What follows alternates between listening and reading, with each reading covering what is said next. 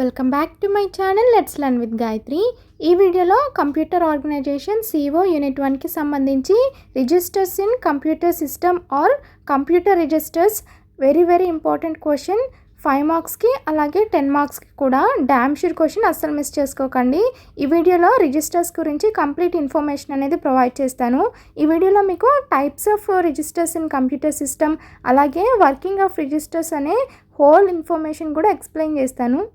What are registers? When comes to registers are small fast storage locations within a computer central processing unit that holds data and instructions that are currently being processed. So ఇక్కడ registers అనేవి మనకి చాలా small and fast storage locations అనమాట. ఇక్కడ మనం డేటాని store చేసుకోవడానికి registers అనేవి యూస్ చేస్తూ ఉంటాము. చాలా ఫాస్ట్గా వర్క్ అవుతాయి, అలాగే చాలా స్మాల్గా ఉంటాయి సైజులో. అండ్ ఇవి వచ్చేసి మనకి సిపియూలో ఉంటాయి అన్నమాట. అండ్ వీటిల్లో మనకి డేటా అండ్ ఇన్స్ట్రక్షన్స్ ఏవైతే ప్రజెంట్ మనం యూస్ చేస్తున్నామో, ప్రజెంట్ అవి ప్రాసెసింగ్లో ఉన్నాయో ఆ డేటా మాత్రమే రిజిస్టర్స్లో స్టోర్ అవుతుందన్నమాట. కంప్యూటర్లో మనకి డిఫరెంట్ టైప్స్ ఆఫ్ మెమరీస్ అనేవి ఉంటాయి. Like primary memory, secondary memory, catch memory, virtual memory. అలాగే రిజిస్టర్స్ అనేవి కూడా ఒక టైప్ ఆఫ్ మెమరీ అనమాట. సిపియూకి చాలా దగ్గరగా ఉంటాయి. కరెంట్లీ ఏదైతే డేటాని ప్రాసెస్ చేస్తున్నామో ఆ డేటా ఇమీడియట్గా మనకి రిజిస్టర్స్లో స్టోర్ అయిపోతూ ఉంటుంది. They are used to store data temporarily while it is being processed and are typically the fastest way for the CPU to access data. So సిపియూకి చాలా దగ్గరగా ఉంటాయి కాబట్టి సిపియూ అనేది చాలా ఫాస్ట్గా యాక్సెస్ చేస్తుంది డేటాని రిజిస్టర్స్ నుంచి. డేటాని టెంపరీగా స్టోర్ చేసుకుంటాయి అనమాట. ఏదైతే ప్రెజెంట్ టాస్క్ అనేది రన్ అవుతుందో, ప్రాసెస్ అనేది నడుస్తుందో దానికి సంబంధించిన డేటా మాత్రమే స్టోర్ చేసుకుంటాయి. After completing the task are ఆ టాస్క్ అనేది వేరే మెమరీకి అసైన్ అయిన తర్వాత సో రిజిస్టర్స్లో ఉన్న మెమరీ అనేది ఆటోమేటికల్గా డిలీట్ అయిపోతుంది. డయాగ్రామ్ చూడండి, ఫంక్షన్స్ ఆఫ్ రిజిస్టర్స్. సో మీకు రిజిస్టర్స్ యొక్క ఫార్మేట్, ఇన్స్ట్రక్షన్ ఫార్మేట్ అనేది ఈ విధంగా ఉంటుంది. అక్కడ ఐ మీన్స్ ఇమీడియట్. సో ఏదైతే ఇమీడియట్గా స్టోర్ అవుతుందో సో దాని ఇన్ఫర్మేషన్ అనేది ఉంటుంది.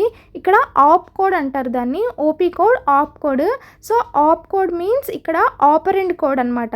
So operant means nothing but variable. So మనం కోడింగ్లో వేరియబుల్స్నే కదా యూస్ చేస్తాము. సో వేరియబుల్ యొక్క డేటా అనేది అక్కడ స్టోర్ అవుతుంది. And next address.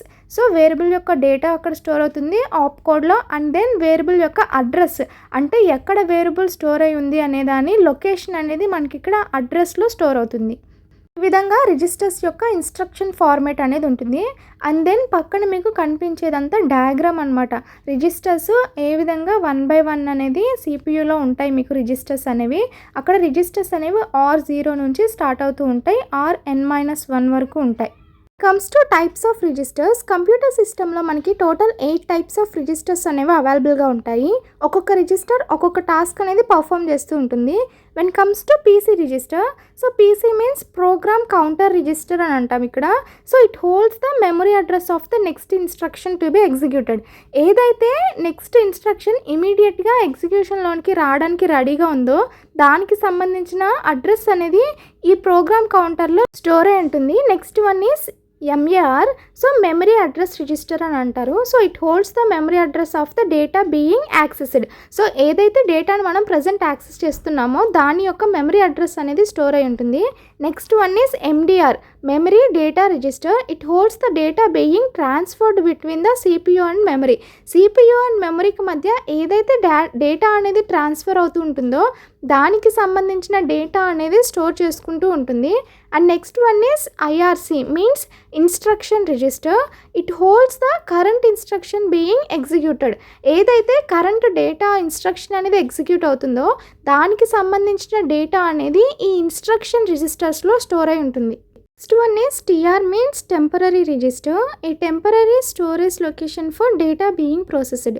సో టెంపరీగా ఏదన్నా డేటాని స్టోర్ చేసుకోవాలి అంటే సో ఈ టెంపరీ రిజిస్టర్స్లో స్టోర్ చేస్తూ ఉంటుంది. Next one INTR, interrupt register. It holds the interrupt type and priority input character డేటాని స్టోర్ చేస్తుంది. దీన్ని మనం ఇన్పుట్ రిజిస్టర్ అని కూడా అంటాము. దెన్ మనకి అవుట్పుట్ రిజిస్టర్ అనమాట. సో ఇన్పుట్ రిజిస్టర్ ఏ విధంగా ఉంటుందో అలాగే మనకి అవుట్పుట్ రిజిస్టర్ కూడా అలానే ఉంటుంది. So it holds the output data being sent to and input output device. So ఏదైతే డేటా మనం అవుట్పుట్గా ఇన్పుట్ డివైజెస్ అలాగే అవుట్పుట్ డివైజెస్కి సెండ్ చేస్తామో ఆ అవుట్పుట్ డేటా అనేది మనకి ఫస్ట్ అవుట్పుట్ రిజిస్టర్లో స్టోర్ అయి ఉంటుంది. And then very very important register, చాలా ఫస్ట్ ప్రయారిటీ ఇచ్చే రిజిస్టర్ అనమాట సిపియూలో మనకి ఏసీఆర్ అక్యుములేటర్ రిజిస్టర్ అనమాట. It holds the result of arithmetic and logical operations.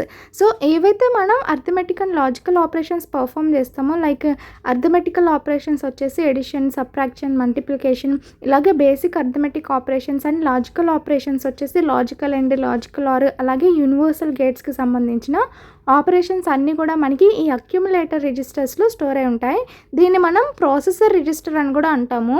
So ప్రాసెస్కి సంబంధించిన డేటా అంతా కూడా ఈ అక్యుములేటర్ రిజిస్టర్లోనే స్టోర్ అయి ఉంటుంది. వర్కింగ్ ఆఫ్ రిజిస్టర్స్, ఒక్కొక్క టైప్ ఆఫ్ రిజిస్టర్ అనేది ఒక్కొక్క టైప్ ఆఫ్ టాస్క్ అనేది పర్ఫామ్ చేస్తూ ఉంటుంది. సో ఏ రిజిస్టర్ ఏ టాస్క్ అనేది పర్ఫామ్ చేస్తుంది అన్నదే ఈ వర్కింగ్ ఆఫ్ రిజిస్టర్స్ అనమాట. మన ఛానల్లో ఆల్రెడీ కంప్యూటర్ ఆర్గనైజేషన్కి సంబంధించి యూనిట్ 1 ఫంక్షనల్ యూనిట్స్ అలాగే differences between computer organisation and architecture questions కూడా ఎక్స్ప్లెయిన్ చేసి నేను మన ఛానల్లో అప్లోడ్ చేశాను.